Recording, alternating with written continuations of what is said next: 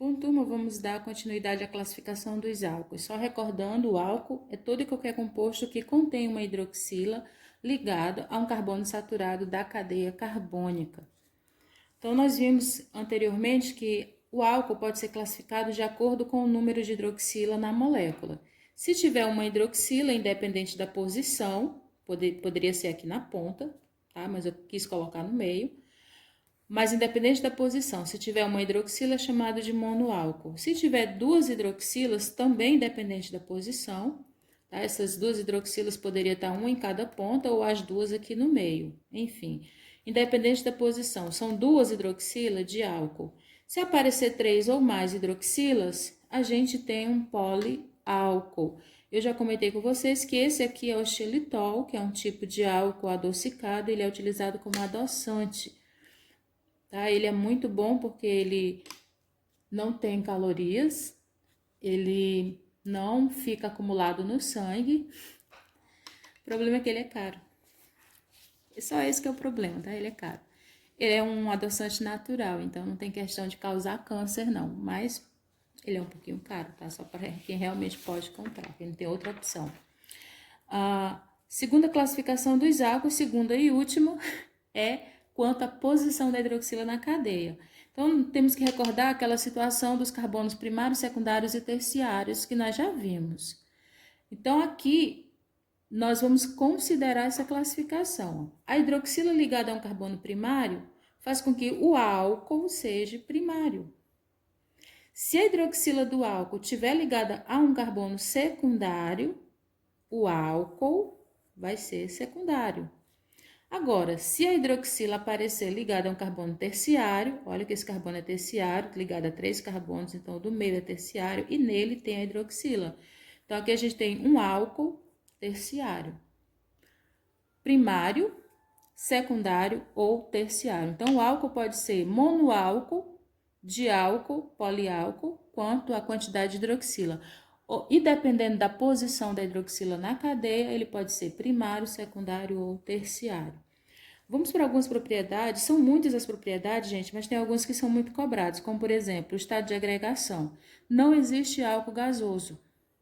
Todos os álcools, como possuem moléculas polares, fazem pontes de hidrogênio, então a força de interação é forte, não é gasosa, tá? Então ele pode ser líquido ou sólido. Se for um monoálcool, até 12 carbonos na cadeia é um líquido.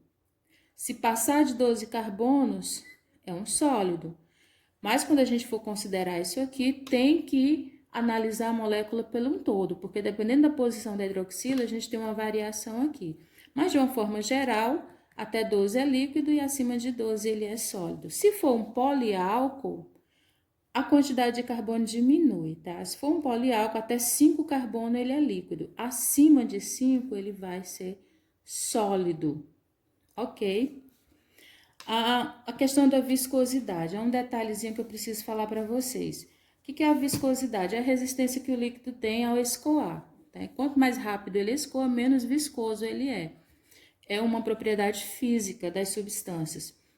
Então, o álcool, à medida que aumenta o número de hidroxila na molécula, no caso dos poliálcoois, porque pode ter um poliálcool com 3 hidroxila, com 4, com 5, com 6, dependendo do aumento de hidroxila, esses álcoois, a viscosidade vai aumentando, aumenta até um ponto de se tornar sólido. Por isso que tem aqui, tendem a ser sólidos, por causa da questão da viscosidade, o número de hidroxilas presentes na molécula. Então, quando se vai analisar uma molécula de álcool, tem que considerar a posição da hidroxila e a quantidade de hidroxila que tem nessa molécula de álcool.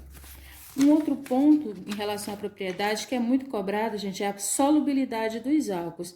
Vocês sabem, vocês conhecem no dia a dia que o álcool da cachaça pode ser dissolvido na água. Inclusive o que a gente compra é álcool dissolvido na água. Aí vem as concentrações variadas, 70%, né, vem 92%, enfim, vem concentração variada. Inclusive na cachaça, no conhaque, o que diferencia uma bebida alcoólica da outra é a concentração de álcool lá dentro, mas não é qualquer álcool não, é o etanol.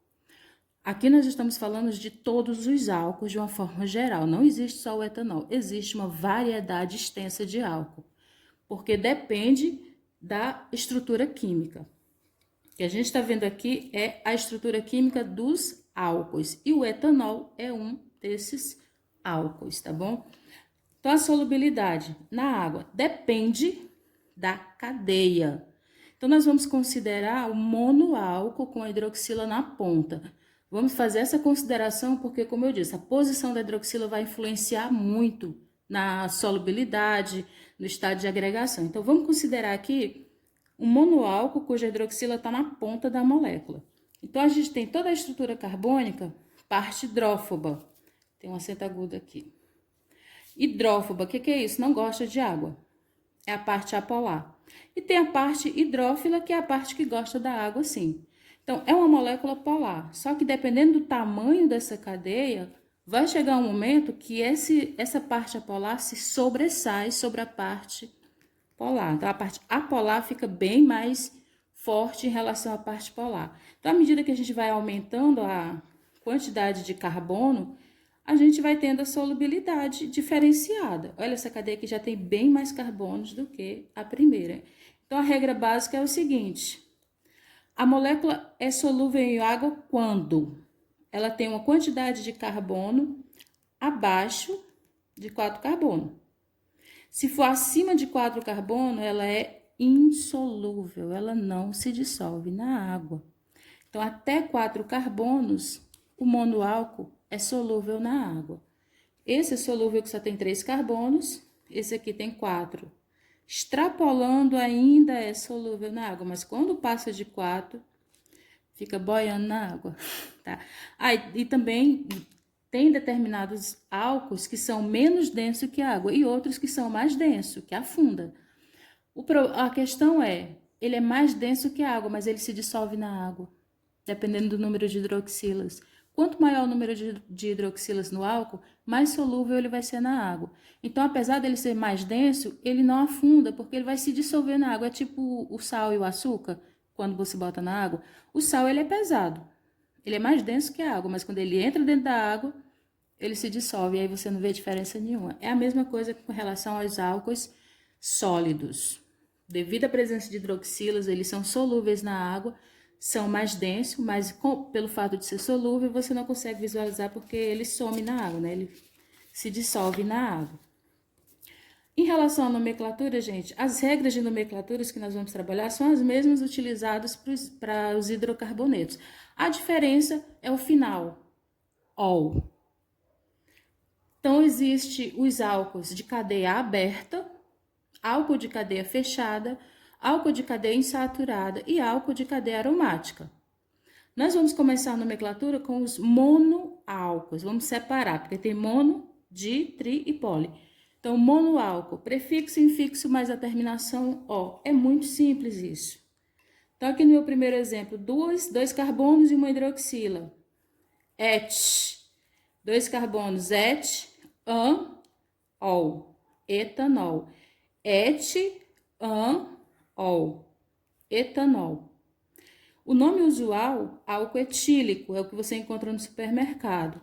E antigamente se colocava um etanol. A gente não usa mais essa nomenclatura botando um na frente. A numeração onde está a hidroxila, hidroxila no carbono 1, a gente não usa mais essa nomenclatura, isso é antigo. Nós usamos, de acordo com a IUPAC, et, an, ol, etanol.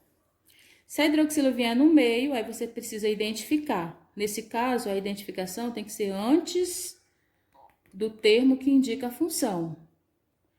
Prop, an, 2-ol. Prop, an, porque só tem ligação simples, e 2-ol é a posição da hidroxila, 2-ol. Nesse terceiro exemplo aqui, eu tenho 3 carbonos com insaturação. A hidroxila está ligada ao carbono saturado para poder ser álcool. Mesmo tendo a insaturação, continua sendo álcool por causa da característica aqui que prevalece. Hidroxila ligada a carbono saturado. Nome: faz a numeração dos carbonos tendo prioridade o grupo funcional. Então, o grupo funcional está aqui mais nessa extremidade da cadeia. Vamos começar a numerar daqui. 1, 2, 3, 4 e 5. Dupla pertence ao carbono 3, hidroxila ao carbono 2, vamos para o nome. 5 pente. Dupla está no carbono 3, 3N. Hidroxila está no carbono 2, 2-ol. Pente 3N, 2-ol. Não pode esquecer esses detalhes. A localização da dupla e a localização do grupo hidroxila. Se tiver uma cadeia um pouco maior, com a ramificação, mesmas regras que nós já fizemos. Faz a numeração dos carbonos para localizar a ramificação, o grupo funcional e a hidroxila, tendo prioridade o grupo funcional. Então, ele está bem aqui. Se você começar da esquerda para a direita, ele vai estar no carbono 3. Se você começar da direita para a esquerda, ele estaria no carbono 4. Então, é melhor que ele esteja no carbono 13. Então, existe a regra de prioridade.